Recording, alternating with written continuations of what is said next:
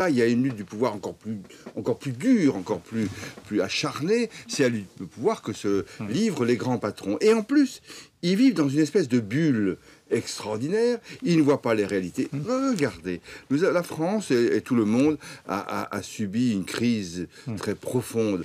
Les patrons sont toujours là. Ceux par qui c'est arrivé n'ont absolument... Ils se sont augmentés de 25%. Ils se sont augmentés leur salaire. Depuis 2009, racontent les Échos ce matin. Eh bien, on voit pourquoi derrière tout cela, il y a une lutte acharnée de pouvoir. Moi, je suis devenu un observateur de la vie politique. Je regarde. La président du Conseil constitutionnel, c'est pas simplement l'observation. Si, je n'interviens pas.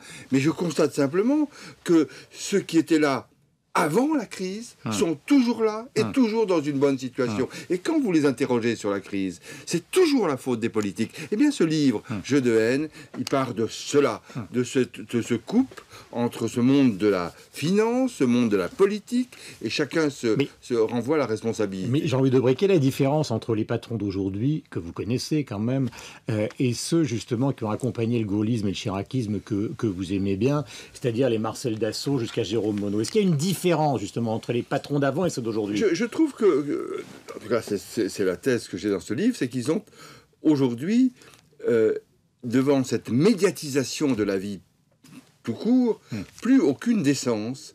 Quand vous voyez le patron d'une grande société automobile qui a dénoncé sur la place publique, Carlos Ghosn, qui a dénoncé sur la place publique un certain nombre de salariés et les a présentés au monde entier comme des espions, et qu'on se rend compte que tout cela est faux, quelles conséquences il en tire?